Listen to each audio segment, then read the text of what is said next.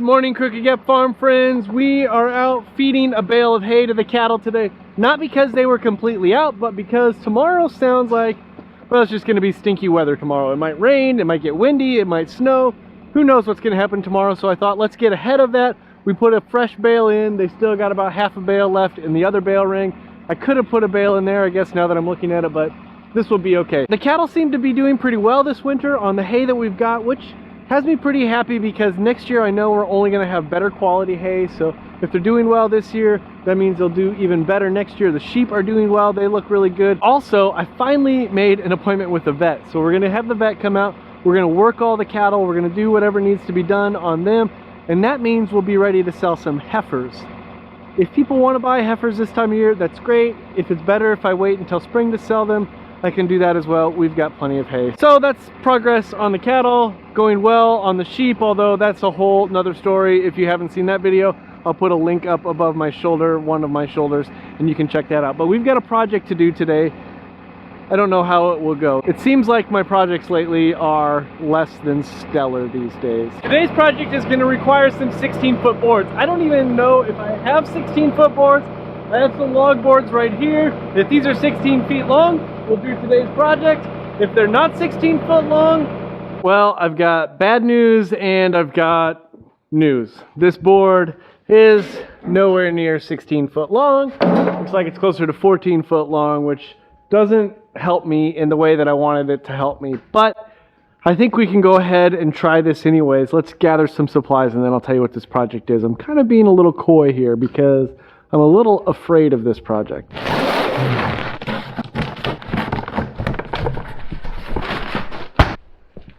I mentioned this idea a few videos back, I'm making a mess, about putting a tarp up right over here in front of this door because this is where my shelves are, and last time it snowed, well, snow blew in from the south and my shelves were covered with snow, and all this stuff that I have down here right now, that would be all covered with snow. So with the rain coming tomorrow or the snow or the wind coming tomorrow, I've got some ideas. So what we're going to do, the opening is just a little bit shy of 16 feet open, and this tarp is 16 foot by 12 foot. It is about 13 foot, so there'll be about a foot on the bottom where wind could blow in or snow could blow in, but it's going to be a lot better than if I didn't have it here. What's going to happen today is a how not to video. There is a time when I hope to do how-to videos, but for right now, I think we're going to focus on the how not to do videos, like learn from my mistake type of videos. Clara likes to lay in my dust pile over there. I think that maybe it's just slightly warmer. We've put beds around for her all over the place, but she chooses my dust pile. Good girl, Clara. I don't know if you can see that, but there is oil.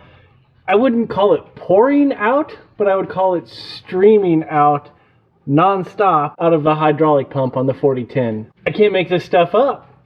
I cannot make this stuff up.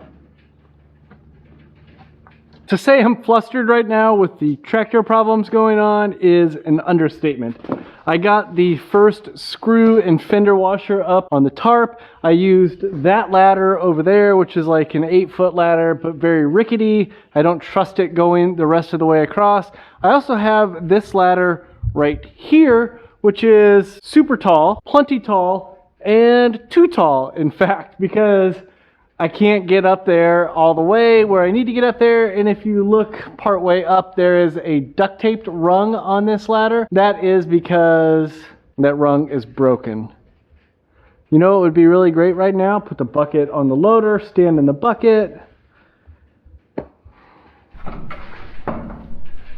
Let's take stock of the day. This big ladder right here, that's not going to work. I've got the tarp hanging by one screw right now. Oil is still gently trickling, hydraulic oil that is still gently trickling out of what appears to be the seal for the shaft that goes to the motor on the hydraulic pump. That tractor's out of commission. This ladder is rickety and old and held together by duct tape. That's not going to work. There is only one thing that I can figure out that I have control over right now, and that is the dead DeWalt drill batteries. So I'm going to go plug in a DeWalt drill battery. I'm going to take stock of the situation. All right, here's where we are. I just checked the hydraulic fluid on this tractor. We're still in the safe zone, although we did lose maybe half a gallon into a bucket underneath from that hydraulic pump. It's not obviously pushing through the whole tractor right now because the tractor's off. I think it was just draining what was in the pump most likely. What I think I'm going to do, oh, and by the way, I did go to town to try to buy a ladder. I couldn't find a ladder that I wanted in town. I found some, but they're just so big and bulky. I wanted one of those folding ladders and they didn't have one.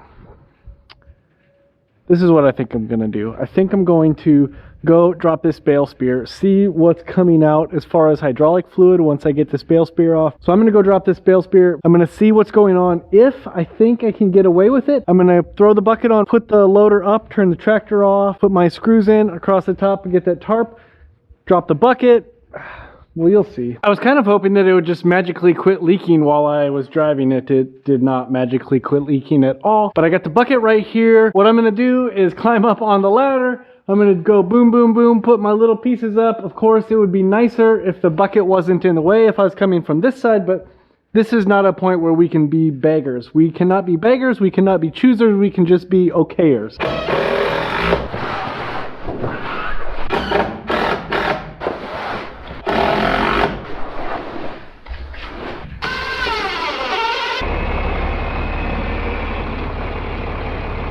Look at that. It is a little less light in here. It is a little less windy in here because there is a huge tarp in front of the door. We're gonna go take the tractor over. We're gonna unhook that bucket. We're gonna take off the bale spear. I'm gonna back it into the middle spot right here. No bucket, no bale spear. Leave the loader propped up a little bit in case we have to just pull it onto a trailer at some point. And then we'll come back and we'll start messing around with this whole tarp and I'll tell you what my plan is for it. Now that I've got an oil bucket under the tractor and the tractor put away, it's time to figure out what I'm gonna do with this tarp to keep it from doing this, just blowing in on me the whole time and ripping off.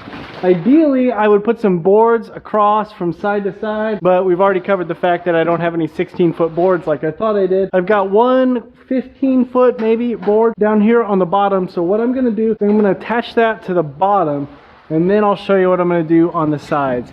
That's the plan, is to put that screw in like that, so it's wrapped around. This is all trial and error at this point, so probably emphasis on error. Let's do a couple more.